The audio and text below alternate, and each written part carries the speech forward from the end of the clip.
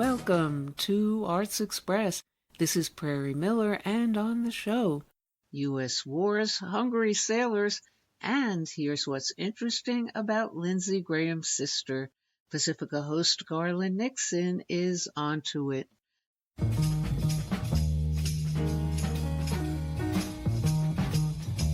Good evening. My name is Garland Nixon.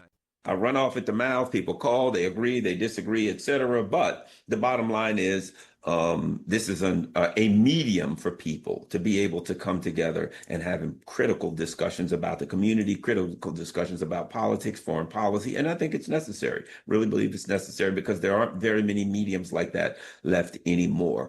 All right, so let's get talking. Number one of the things, there's a news story I want to touch base with because I think things are reported in an interesting way here. Okay, so what happened? This particular news story, I'm going to give you a different angle on it. So over the course of the last week or 2 weeks, what has come out is that these sailors on the USS Abraham Lincoln are struggling. Times are hard there. A lot of stuff doesn't work. And in particular, they're very short of food. And the food, I've seen pictures, it ain't good. Rancid meat, not much to eat at all. I mean, it is a bad situation right now. Let me just say something about that. The discussion in the media, which I'm going to take a different position in this, the discussion in the media is this.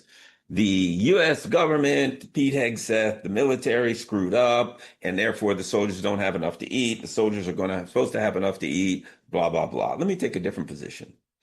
Based on what I've seen and what I've read, and you can look this up yourself, it's not hard to find. Basically, what happened was the U.S. had these warehouses. The U.S.'s main base in the Middle East was in Bahrain. It was the base where the Fifth Fleet, I think, was there. Major Navy base, huge, gigantic Navy base. This gigantic Navy base had lots of warehouses where they stored a lot of that stuff so that in the event that they got into a conflict, this stuff would be taken out of those warehouses and off it goes to the ship for the soldiers to eat or whatever the case may be. Okay. So there was adequate supplies at the Navy base in Bahrain, and that was for these soldiers and sailors and all of that. But the Iranians blew it up. Very early in the conflict, the Iranians blew up these warehouses. They attacked them with, of course, now let's be honest about it, in a military conflict, right? One of the things that any adversary is going to do, if you got two war, what do? They try to cut off the supply lines of their enemies, right? That's always happens. Try to cut off the supply lines. You've heard this, or these kinds of quotes. An army runs on its belly, right? Meaning an army has to eat. The other one is, if you don't feed your army, you'll end up feeding somebody else's, right? Things like that. These kinds of statements, meaning that armies have to be supplied. Therefore, the Iranians, from a strategic perspective, said, hey, they got a bunch of warehouses full of food. We're going to blow them sky high, and they won't be able to continue to fight. That's not really discussed. What is really discussed in the U.S., the way it's put is, the U.S. screwed up, the Defense Department screwed up, and they're just all screw-ups, and therefore there's not enough food for the soldiers. When the truth of the matter is this, something much more pronounced. Actually, they didn't screw up. Actually, the food was there, but they couldn't protect it because they didn't have adequate air defense systems, and the Iranians blew up their supplies. So why is it the soldiers ain't eating? Because the Iranians blew up their supplies. Let me put that another way. You lost the war. You see, it's a lot less embarrassing for the U.S. military to say, we screwed up, therefore our soldiers don't have enough to eat, than it is to say, the Iranians blew our stuff up, therefore our soldiers don't have enough to eat, which interpret that is because you lost the war. You see, that's what happens. If the adversary tries to interdict your supply lines by cutting them off, or in this instance, blowing them sky high, either way you look at it, they cut off your supply lines, you're losing the war. So now the U.S. government's position is, well, we've defeated Iran for the 40th time. And therefore, we're going to put gigantic sanctions on them. Well, the U.S. has been putting gigantic sanctions on Iran since 1979, and it ain't worked yet because it's not going to work. But Why, if we've defeated them, are we putting sanctions on them? Because we haven't defeated them. If you recall, and I don't know if you can call it blowing my own horn. It was, or that I just had a firm grasp of the obvious before the war started. If you listen to this show, does anybody remember what old Garland Nixon said? If they go to war with Iran, number one, we will lose. Number two, not only will we lose, I think that's it for the empire. There will be dramatic economic effects and military effects and worldwide geopolitical effects as a result of losing this conflict. The U.S. has lost the conflict. And the U.S. is going to lose two conflicts because the Ukraine conflict is in its, I believe, getting closer to its final throes. I believe that Ukraine's in deep and serious trouble, and a conflict which from the very beginning I said there's no possibility Ukraine, which isn't really Ukraine, it's really a cat's paw, a proxy of NATO. It is a proxy army.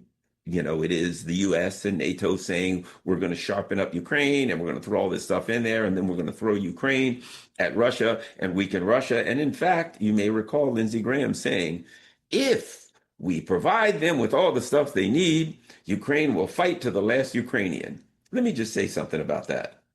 Did that sound like support? Does that sound like, yes, we're standing up for Ukraine? Why? And they'll fight to the last Ukrainian. That kind of means there's no Ukrainians left, doesn't it? I mean, the words of Lindsey Graham means at the end, there won't be no Ukrainians. So if there's no Ukrainians left at the end, how can you argue that you're supporting them? No, this was never about Ukraine. This was never about supporting Ukraine. This was always about using Ukraine as a cat's paw, using Ukraine as a proxy, using Ukraine to weaken Russia. And it hasn't worked. It's actually strengthened Russia in a lot of ways. And unfortunately for Ukraine, Ukraine's on its last leg. One of the things that's happening now, as the United States clearly has lost the Iran war currently, is that Ukraine is now cut off from its ports in the Black Seas. And let me ask you this. How can any country that is accustomed to having ports, to having access to the sea, survive if it doesn't have access to the sea? And there's nothing they can do to regain access to the sea. That's not going to happen. The Russians have the wherewithal to control shipping in the Black Sea, and and not to mention that they're blowing up the Ukrainian ports. And that what's happening on the field in Ukraine is this.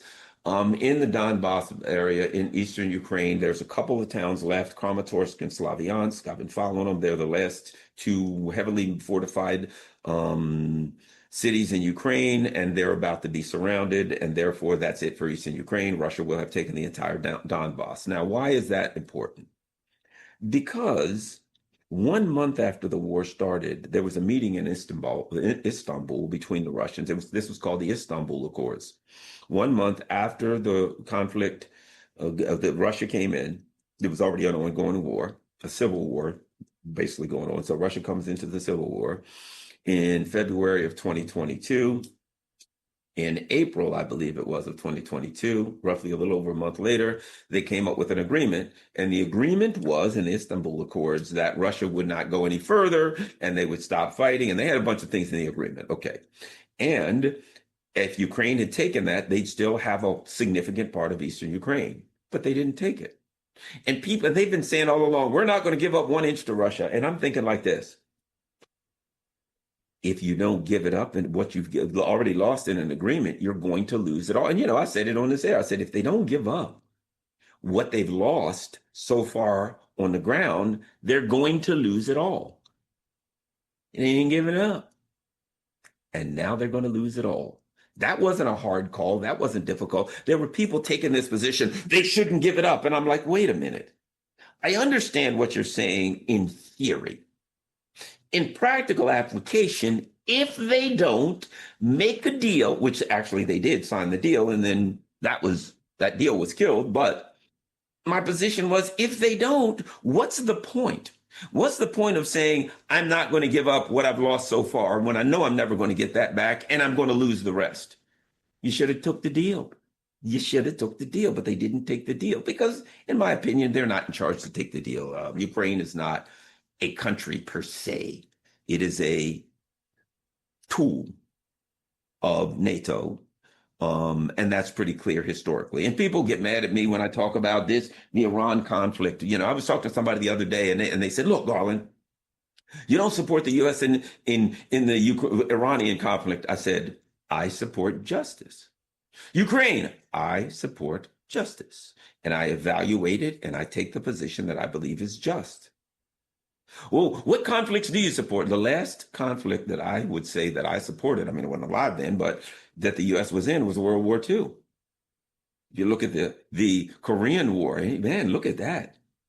What the heck were we doing over there? We killed a third of the people in Ukraine. There's in Korea. There is ample evidence that the United States used biological weapons against the Koreans and lost anyway. The Chinese came and ran us out. We lost it anyway. What about Vietnam? Did I support that? Well, absolutely not. Which one? I forgot which president it was that said, it might have been LBJ. I think it was LBJ that said, if we hadn't allowed, the North was communist Vietnam, the communist, and the South was a puppet government for the US. And what he said was, well, if we'd have let them have the elections, the North would have got 80% of the vote. In other words, 80% of the Vietnamese people would have voted to go with the North Vietnamese. So we couldn't let that, and he said, and we couldn't let that happen. So basically, the United States intervened on behalf of 20% of the North Vietnamese, a country that had been brutally ruled by France. It was called French Indochina. It was brutally ruled by France. They fought their French imperialist invaders, and they threw them out. And then the United States joined, and then they threw us out. Oh, by the way, what's the name of the party that rules Vietnam right now? The Communist Party of Vietnam.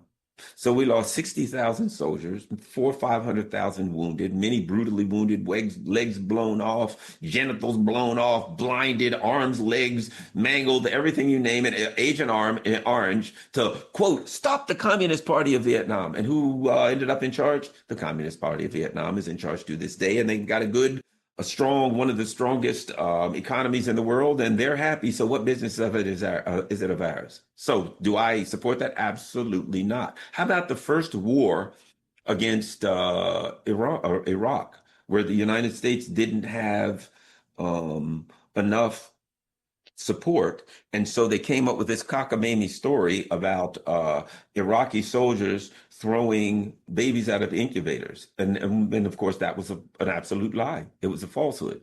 What about the second one, where they made up some lie about weapons of mass destruction? On and on and on. Since World War II, I can't come up with a conflict that I support that the United States prosecuted. If you help me out, but I can't come up with one. So now, I'll go through all of those.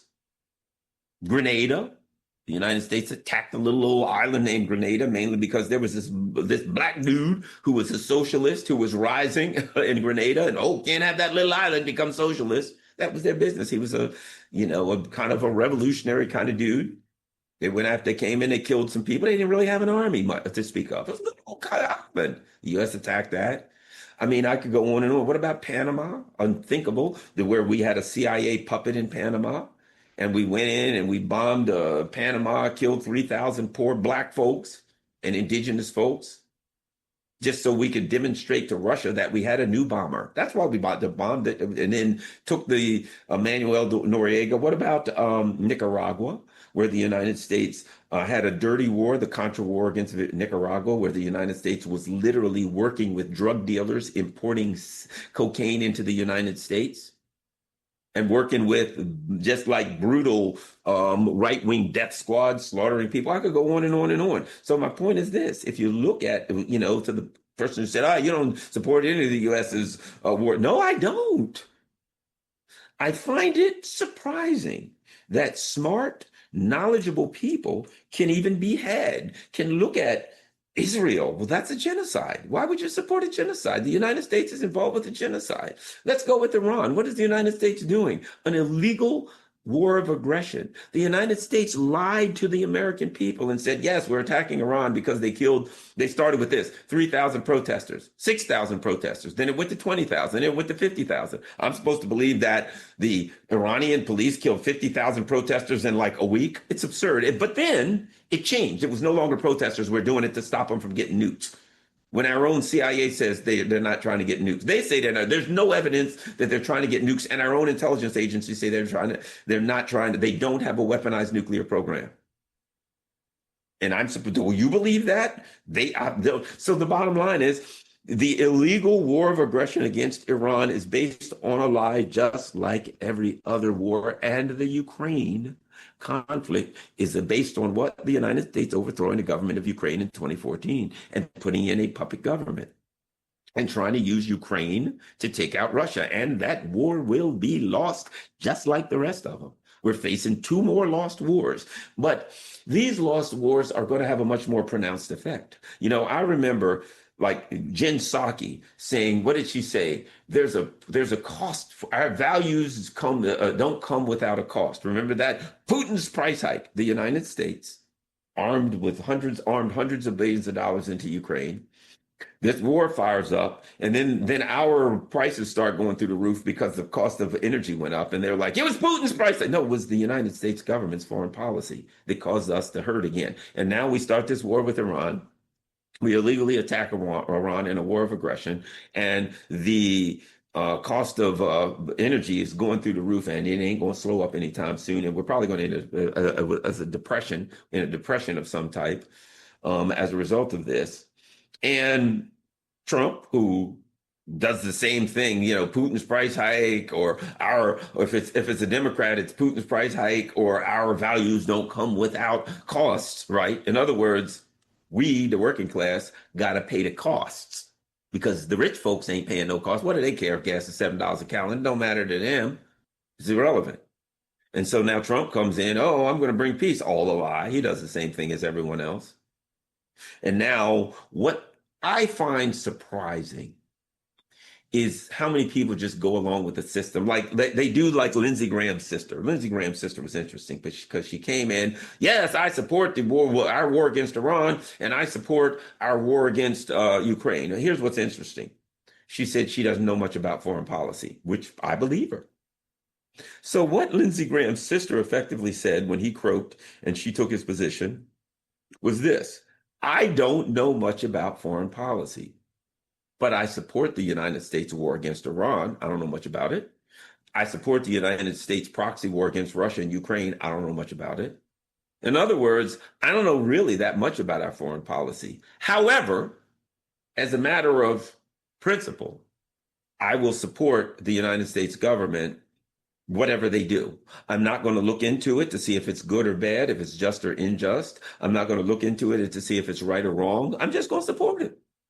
And unfortunately, that's a lot of Americans. And people expect that of me. Well, Garland, it's somebody literally says, don't you support any of your government's at war. Don't you support any of them? And I'm like, I can't think of one I supported since 1945. I mean, help me out. Maybe there is one. You can help me out. But I can't think of one I've supported. So why would I support these now? When in fact, what I do is I research them to find out maybe I should support them. And then I research them. And the more I research them, the less I support them.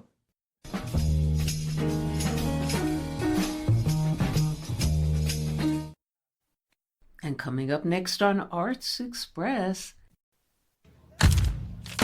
My name is Jordan Belfort. At the tender age of 22, I headed to the only place that could fit my high-minded ambitions. Name of the game? Move the money from your client's pocket into your pocket. If you can make clients money at the same time, it's advantageous to everyone, correct? No. I started my own firm out of an abandoned auto body shop. We will be targeting the wealthiest 1% of Americans. I love 3 things. I love my country, I love Jesus Christ, and I love making people rich. Hello? But I needed to mold them in my own image. With this script, I'm gonna teach each and every one of you to be the best. This is the greatest company in the world! I was becoming a legend. I was making so much money I didn't know what to do with it. $26,000! $22 million in 3 hours! The real question is this: was all this legal?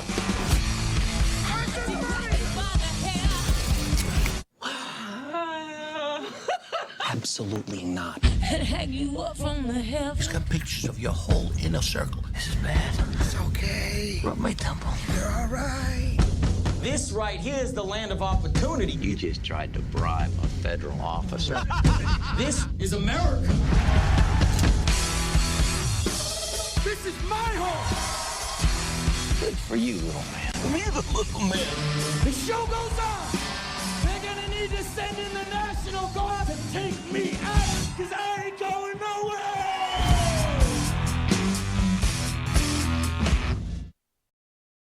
And those were scenes from Martin Scorsese's The Wolf of Wall Street, a cast including actor Armen Garo, our guest on the show, currently starring in movies about assorted monsters, including Wall Street, and Garo as a criminal of the streetwise variety, butting heads with one such Wall Street hustler in Shackled, a simultaneous reflection of the here and now social and economic disparity, with the inhumane prison system as metaphor, described as, quote, a dystopian combo sci-fi crime thriller set in a grim future.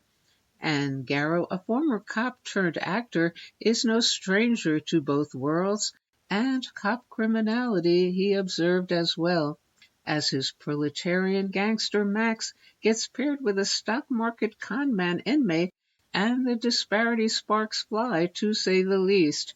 Garo will also shed light on a somewhat similar turbulent encounter between Ingrid Bergman and Anna Magnani, and his portrayal of real-life Italian comic legend Aldo Fabrizi, coming up in Volcanoes Rising. But first, some scenes from Shackled, then Armen Garo. Gregory Wayne Paulson, Maxwell James Fika. You will participate in the Recidivism Accountability Partnership Program, referred to as RAP. Is that correct? Yes. Yeah. You will be paired together as partners. You are accountable for each other's criminal actions. Any violation on the part of either of you, both of your suspended death sentences will be carried out immediately.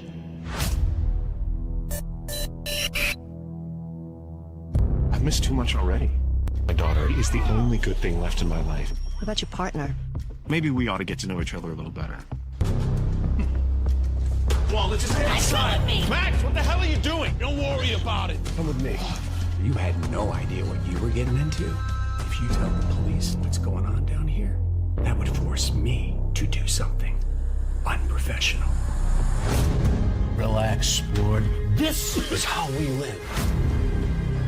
The park has no interest in reforming. Gonna go on top of that. I ain't got nothing to lose. Everything is completely under control. He's gonna be killed.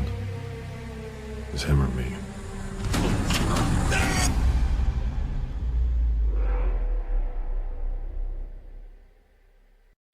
Hello.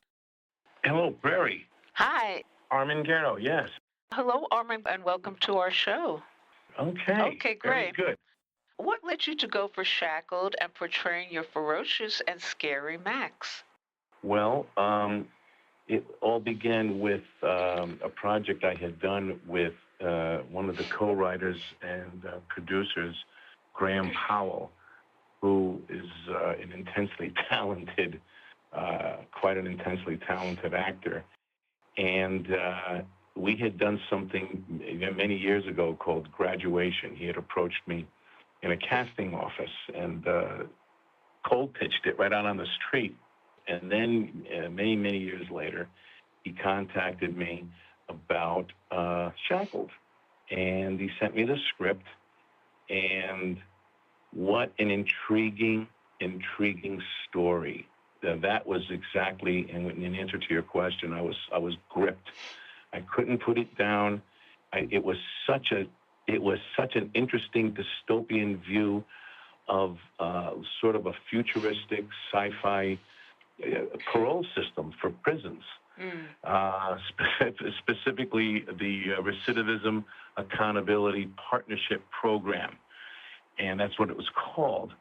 And I thought, oh my God, this sounds like something that, given dire circumstances that a lot of prison overcrowding is responsible for, and how the budgets are stretched, and how this might be a parole program that people might opt for. You know, it's kind of scary to think that.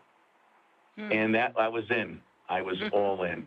That was when I knew it was an incredibly interesting story with those twists that make you think, oh, aha, I get it. Oh, wow. Oh, whoa, I didn't see that coming. You know, that type of thing. And that's what intrigued me about the story, and that's why I jumped in. Okay. Now, go to the next question. Go for it, Prairie. Okay. And what can you say about the fascinating class conflict narrative going on in Shackled between working class Max and middle class snooty, white-collar, stock market hustler Greg, who feels superior to you but is just as criminally guilty in a different way? Well, I'll tell you, Prairie, it is that class of conflict of one person sees himself as, I don't belong in prison, I don't belong here. And the other guy is saying, are you kidding? You belong here just like everybody else. And there's that, who do you think you are telling me what to do type of conflict that I think happens between a lot of people. And what do you feel it is about mobster movies and The Sopranos, in which you portrayed Coco Cogliano, that has fascinated and has been embraced and endured in the collective mass consciousness of audiences? What do I think of that genre? Yeah, that is so popular forever. Well, I unfortunately, I think it is so popular, and so many people are attracted to it, that it is, in some cases, creating a lot of junk, a lot of garbage. I think too many people are so enamored with it, and I'm talking about filmmakers and everyone associated with making a film. They're so enamored with it that they should catch themselves trying to be the next Goodfellas or something of that nature, and it produces a lot of garbage. And it pains me to say that. And I will never direct my comments towards any particular production or individual. But I think you got to be careful not to make the mistake of getting a little bit too close, and then all of a sudden you're. I find stories like that fascinating. But if you don't do it right, you're not careful, and you don't introduce something that's new and interesting, it falls flat. But why do you think that audiences are enamored? Well, because they're witnessing. Most audiences are not, they're not contract killers. They're not, most audience members just aren't criminals. And that is a lifestyle that is, it is accepted by and practiced by a certain population in this country, certainly not a majority, and it's a very tiny population of people that engage in that kind of behavior. And not only do most people not engage in that kind of behavior, it's rather foreign to them. It's almost like, going to the zoo and seeing the tigers in the cage or something like that. You're fascinated by it, but once you cross that line and get involved in it, it's a terrible mistake that people make when they get too close to it. And I know people that have done that, and it doesn't turn out well. And I think it's a fascination with something that's completely unfamiliar and taboo.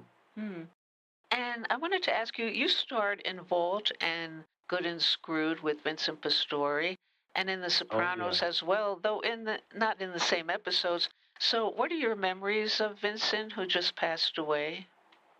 Well, he was one of those people. I remember the first time I met him was about 20 years ago, right after The Sopranos my episodes had aired. and I was on the east side of Providence, Rhode Island, and he shouts out from a club. He shouts out to me, "Go, Coco, come here!" So I got out of the with an SUV. I got out. He hugged me. We shook hands. I introduced myself, and he asked me to come into this restaurant with him. And he kept calling me Coco. I said, Vincent, please, you're not Puss. I'm not Coco, okay? It's Armen and Vince. He goes, Vinny, call me Vin. I said, okay, all right. And ever since then, that's the way it was. But he always, whether we were working together or doing a charitable fundraiser or a roast of him on one of his birthdays in Connecticut, he was always someone that made you feel very much a part and just as important in an important part of something as he was, or even more so. That's how he treated you. It's almost as if some actors, you're told not to bother them, not to talk to them, don't eat with them, and all of that. And those are the rules sometimes on set. And that's how I grew up learning that in the industry. But he was one of these people who said, hey, you're with us. Come on, over here. No, it doesn't matter. Come on, you're with us. You're part of it. Come here, let's take a picture. Come on, Sid, you want something to eat? Come on, that's what he was like. He was very, very, very personable, sharing, generous individual. It was very sad that he had passed. But, luckily for him, he worked right up until he passed. And not too many people can say that they worked every minute, He was really a good soul, a very good person. And where do you go inside yourself to play ferociously mean and scary characters like Max and Shackled? Where do I go? Inside yourself, yeah. Well, I think we all, to a degree, have the capability, whether we know it or not, to be just like Max. We all have the capability, but the trigger hasn't been pulled, the figuratively, that that fuse hasn't been lit, and it hasn't been touched upon by outside forces. Because people, I think, basically are good, but we have in this world, I think there is good that versus evil, and we all have it in ourselves.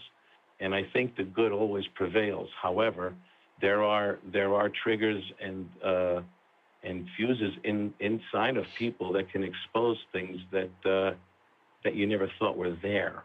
And I think the difference between people that practice that kind of evil and don't are the manifestations of ability to suppress, or the goodness that overcomes that and manages it. It's almost like, I don't want to get too winded about it, but everybody can be like Max, and everybody can be something that's nothing like Max. When I was a police officer for 30 years in East Providence, Rhode Island, I saw both ends of that spectrum, both in the police department itself, not in just in a couple of people, and in other departments of law enforcement, as well as the people that we deal with on the street and the people that we arrest.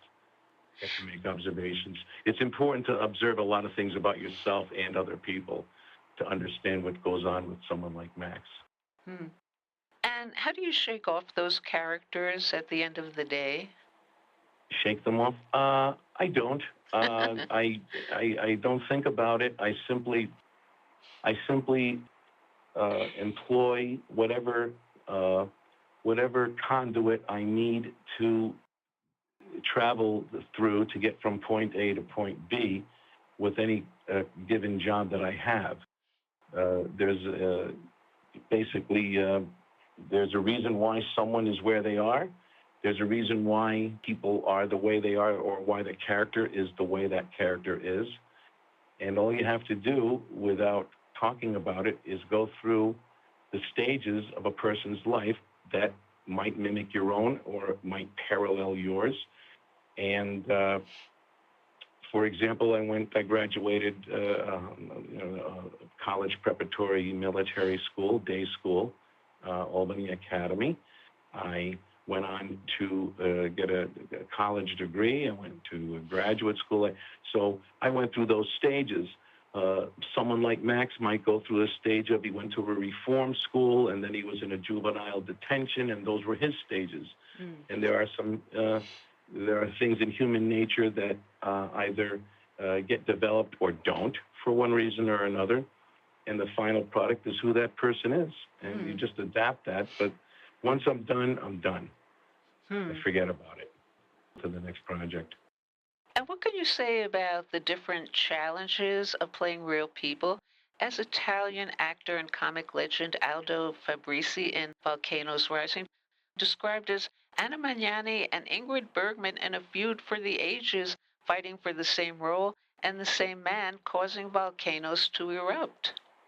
Well, one of the things that you have to do as an artist in playing real people or people that could be real or people of another, because I'm not Italian descent. I'm Armenian, but it's all in the observation. It's all in the observations. So when, for example, if you go to a wake, the wake services of someone who is Irish Catholic or someone who is Roman Catholic and Italian, or someone who is African American, there were those incidents in Rhode Island where I attended the wakes and funerals and weddings of friends of mine, and you will see the cultural similarities and you'll see cultural differences from not only from one generation to the next, but from one nationality or an ethnicity to the next. And then when you're trying to portray someone who is from one of those cultures, if your observations are legitimate, meaning I'm not talking about taking a notebook with you, but you just make observations and try to retain as much as you can about the people that you interact with, doing roles like that, and Aldo become much more clearer to you, so that you can actually portray in a real sense the individual whose life that you're given to inhabit. And what can you say about the upcoming Lady America, what you're up to as the character Mephisto? Well, that was, I would have to describe Lady America as a metaphor of good versus evil in a political arena, in a local political arena. That was a lot of fun to do that. We did that last fall, right around last October, and that's basically what that is. And is there an opening date for that? I believe the opening date. I don't want to say. I believe it's going to be October. I believe it might be. Yeah, I don't want to mention a date in October, but it is going to be opening in October. And as far as Shackled is concerned, that's on Amazon Prime and Apple TV. And what are you up to in Lady America as Mephisto? And you also said there's a political theme. What is the political theme? The political theme is good versus evil, light and darkness, and what that represents, for example, in a local political election for the position of mayor of a local town. And it was a fascinating experience. It was a practice of the less is more for what I was able to provide for them. So it was a good experience, real good experience. And can you say what your Mephisto is up to, or not? Let me see. I would say if you just look at me dead on, you probably can figure it out. I only say that because I haven't done any promos yet for Lady America, so I haven't been in touch with the production in order to talk too much about it. And how would you describe the real you as opposed to your on-screen persona characters? Your on-screen persona scary characters. I think that's more in the minds of people that may have perceptions of me when they'll see me on screen or in Walmart. But I'm very boring to be around. I wake up every day and patiently wait for tomorrow, and when tomorrow arrives, I'm ready to start all over again. I tinker with fixing things in my barn out in the back, and repair things and wire things just to put them back together. And I don't mean as an electrician, but just whatever I listen to talk radio. I lean back, listen to talk radio, and if I'm lucky, I can kill a couple of insects here or there, maybe a couple of mosquitoes. I'm quite the mosquito hunter, Oh, I don't know if and anyone where knows is that about me. where is that with mosquitoes? Well, it's everywhere in the country, but No, I mean where you live. Where you live? In Connecticut. In Connecticut, outside the house, not inside. Okay. I try to keep them outside. Yeah, I like to watch the deer and the fox come by. Rural Connecticut, yeah. Yes, yeah. It's the bear that you have to be careful of the bears, though. That's you have to keep your head on a swivel for that. And are you coming out in anything else next? Well, there's Lady America. What just dropped is Once a Week for Life, which is part 1. And Once a Week for Life part 2 will be opening, I think, in November, will be released. As you had mentioned, Lady America is coming out. It's going to be, I believe, in October. And also something called The Block, produced and directed by Craig Singer, who directed and produced 645. And that will be coming out. That's starring Chris Doff, among others. And that was an interesting piece. But The Block will be released, I believe, sometime this year. And since this is for radio... I know him. I know him, yeah. I've heard of him. And since this is for radio and the listeners can't see you, when Armen Garo looks in the mirror, what does he see? I see Armen Garo. Usually, that's... I will say this. I see who I am, and I also see what I am. Because I believe that those are, in my case, I believe those are two distinct and separate things. But that's who I see, and that's what I see. There's who you are and what you are. I think that's true with everyone, whether they know it or not. I believe that to be true. And any last word about... And every once in a while, there's that little soapy smudge I didn't get from the night before when I was brushing my teeth. So there's that. And any last word about Shackled and what you would like to convey to audiences about your character, Max? Well, Max really does belong where he is. I would have to say that. And, but when paired with Greg, played by Graham Powell,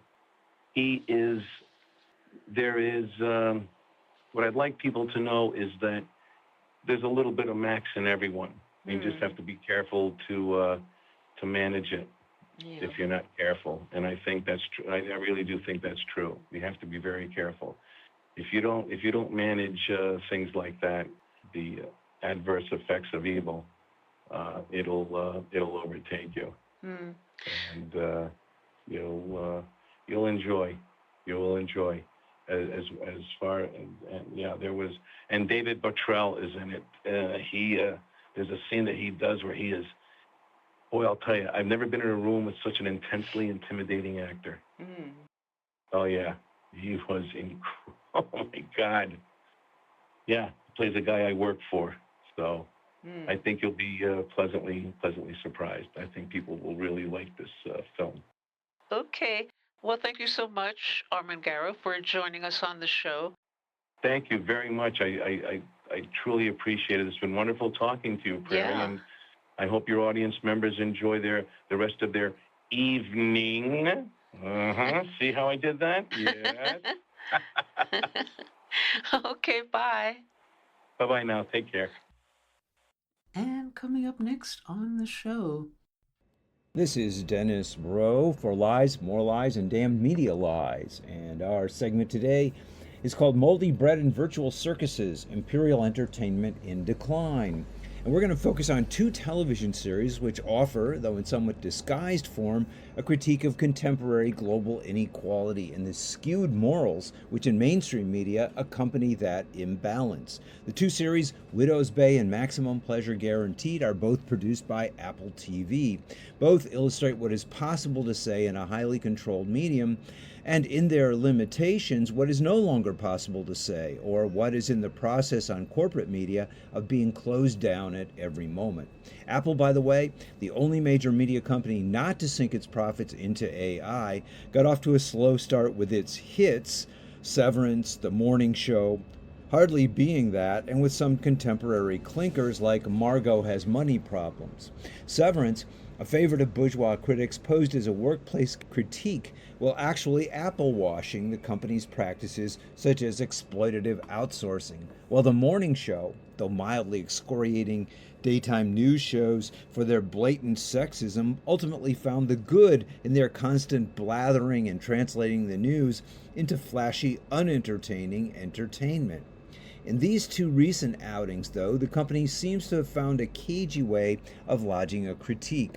Widow's Bay is a comic horror series set on a mythic island in the Northeast that the mayor, the American's Matthew Rhys, the focal point of the show, wants to turn into the next Martha's Vineyard. The problem is the island is haunted, not only by its religious, misogynist colonial past, but also by serial killers in its less remote past.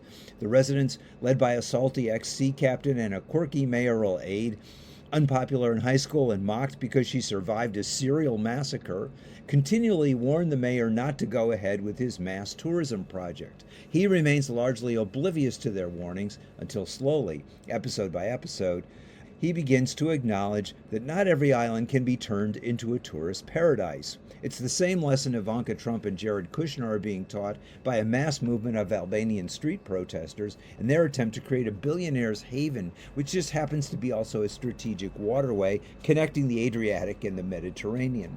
The problem of mass tourism is, to this day, also overwhelming Madrid, which Madrileños are now desperately attempting to keep from being another Barcelona. Yes, an international city, but one which every day loses more and more of its authentic flavor. Or Bali, where new luxury hotels and condos every day eviscerate a unique and lively Hindu culture. Racist Mayor Tom, who attempts affability and frequently fails at it as he becomes more obsessed with transforming his island, is that frequent, at least in series other than American ones, and particularly in Scandi Noir, villainous figure, the real estate developer, here in slight disguise as the mayor, who supposedly just wants the best for his town. These are always figures of disgust in European series, attempting to corrupt the locals with their dreams of privileged expansion, akin to the evil figure in past Hollywood westerns of the railroad magnate, who is about to pillage the town supposedly in the name of progress, but actually in the name of personal profit. It's slightly ingenious to put a former villainous figure at the center of the series and have audiences rooting as much for as against him.